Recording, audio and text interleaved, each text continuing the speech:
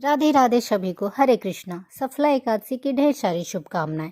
सफला एकादशी इस वर्ष 26 दिसंबर को मनाई जाएगी। पौष माह की कृष्ण पक्ष की एकादशी तिथि सफला एकादशी के नाम से जानी जाती है। मान्यता यह है कि सफला एकादशी को करने से सारे काम, सारे मनोकामना पूर्ण होती है और काम सब सफल होते हैं। इस दिन व्रत रखने के लिए सुबह सवेरे जगें और संकल्प के साथ ईश्वर का ध्यान करते हुए व्रत का संकल्प लें। इस दिन विष्णु हरि का गुणगान करें, पीले फूलों फलों से उनकी पूजा अर्चना करें, माँ लक्ष्मी का साथ में ध्यान करें। इस प्रकार गुरुवार पड़ा है तो बहुत ही अच्छा फलदायी है। सफला एकादशी के दिन या कोई भी एकादशी के दिन व्रत कथा का श्रवण जरूर करना चाहिए। तो आइए हम लोग व्रत कथा का श्रवण करते हैं। मान्यता है कि सफला एकादशी की कथा इस प्रकार है कि एक नगर चंपावती था जहाँ के राजा महिष्मति थे। उनके 5 पुत्र थे। एक पुत्र जो सबसे बड़ा था वह बिल्कुल ही चरित्रहीन, पापी, दुष्ट था। वो देवताओं का निंदा करता था, मांस का भक्षण करता था और स्त्रियों के साथ गलत व्यवहार करता था। उसमें कई बुराइयां थीं, जिसके कारण राजा ने और उसके भाइयों ने उसे राज्य से बाहर निकाल दिया था। जिसके बाद वह भी तब भी नहीं सुधरा। वह जंगल में दिन भर रहता था और रात में नगर में ही लूटपाट करता था। एक दिन उसे चोरी करते हुए सिपाहियों ने पकड़ा, पर राजा का पुत्र जानकर छोड़ दिया। फिर भी वह नहीं माना, अपने दुष्ट कर्मों को करता रहा।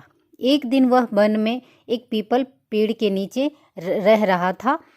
पौष माह की कृष्ण पक्ष की 10वीं तिथि थी। उस दिन सर्दी के कारण वह बहुत कमजोर हो गया था।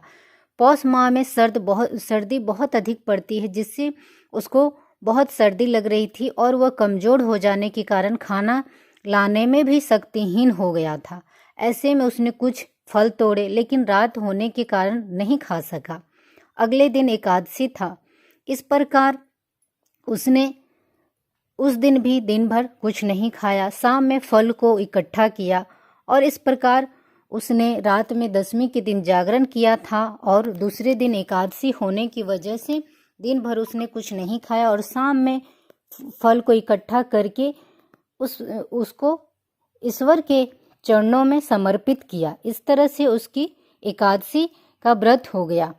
अचानक उसके मन में इतना अधिक परिवर्तन हुआ विष्णु जी की कृपा से, और उसे इतनी अच्छी शक्ति बुद्धि मिल गई कि उसने एकादशी का पूजा अर्चना किया ईश्वर को। इस प्रकार उसे बुद्धि आई। भगवान ने उसे बहुत अधिक अपना आशीर्वाद दिया।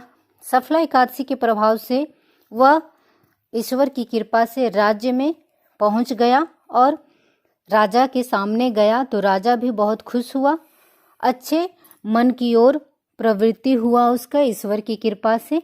इस प्रकार राजा ने बड़े पुत्र की ऐसी हाल देखकर बहुत खुश हुए और उसे अपना राज्य दे दिया।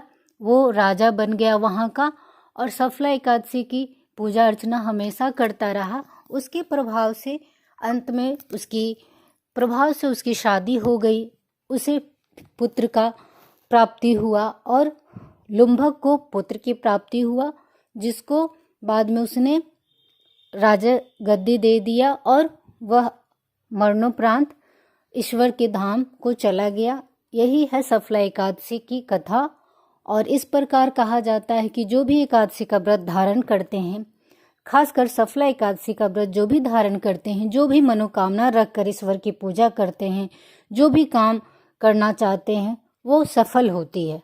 मान्यता यही है कि इस दिन हरि जी का गुणगान करना चाहिए, ईश्वर का ध्यान करना चाहिए और जरूरतमंदों की सेवा करनी चाहिए। हो सके तो दान पुण्य करना चाहिए, किसी को कष्ट नहीं देना चाहिए, जानवरों और पक्षियों की सेवा करनी चाहिए। इस प्रकार एकादशी व्रत कथा यही सिखाती है कि हमेशा अच्छे कर्मों में संलग्न रहना चाहिए। सभी को राधे राधे। इस प्रकार एकादशी के दिन लहसुन प्याज नहीं खाना चाहिए, चावल भी नहीं खाना चाहिए। अगर ये बातें आप लोग करते हैं तो बहुत अच्छी बात है। सभी को राधे राधे।